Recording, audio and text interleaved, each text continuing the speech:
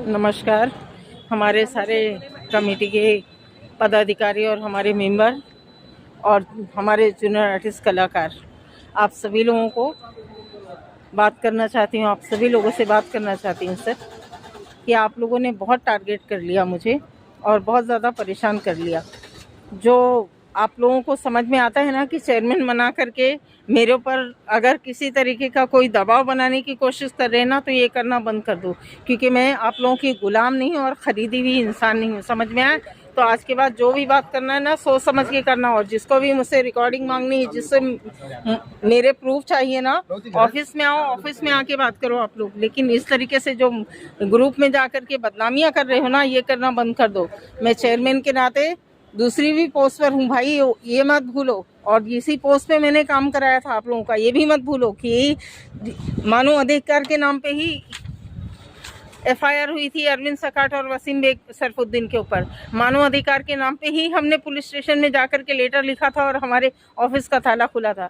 तो आप लोगों को जब अच्छी लग रही थी और अब बुरी लगने लग गई हूँ, क्यों अभी मैं सब काम छोड़ दूँ? आप लोग मुझे सैलरी दे रहे, आप लोगों ने मुझे पगार पे रखा हुआ है और मुझे अपॉइंट करके आप लोगों ने मुझे एक टर्म्स कंडीशन वाला लेटर दिया था क्या कि आप किससे मिलोगे, किससे नहीं मिलोगे? मुझे ये बता दो ना आप। ये तरीका जो है बात करने का आप लोगों का, ये कौन सा तरीका है? मुझे पहले ये बताओ कि मैं क्या हूँ आखिर में, और आप लोग समझ के क्या रखा है आप लोगों ने मुझे? ये टारगेट करना बंद कर दो। और मेरे भाई को जो तुम लोगों ने बोला है ना, मेरे भाई को, अगर मैं अभी चेयरमैन नहीं होती ना, सिर्फ इरफान की बहन होती, तो यकीन मानना मैं क्या करती थी ना, तुम लोग को पता नहीं।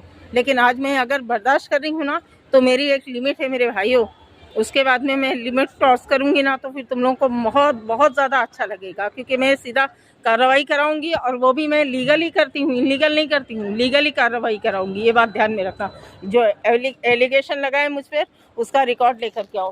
कल अगर मैं एमएलए साहब के बुलाने से वहाँ पर गई और उसके बाद में मैंने मीटिंग को ज्वाइन नहीं किया, मैं वहाँ से हट गई, एमएलए साहब को बताया कि हमारी समस्या अलग है, इनकी समस्या अलग है, क्योंकि एमएलए साहब को ये नहीं मालूम है कि हमारे डिपार्टमेंट में इतने सारे क्राफ्ट हैं या फिल्म इंडस्ट्री में इतने सारे डिस्प्यूट चल रहे हैं, उनको ये सब नहीं मालूम। तो उनको कौन बताएगा?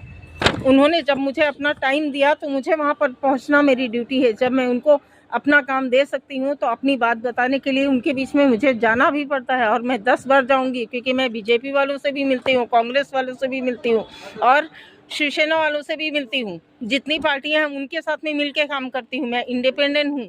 ये मुझे चेयरमैन बना के जो आप लोग बताते हो ना कि इससे मत बात करो, उससे मत बात करो, तो आप लोगों के लिए सारी रिलेशन जो है ना, मेरे सारे रिलेशन जो हैं वो मैं ख़त्म कर दूँ।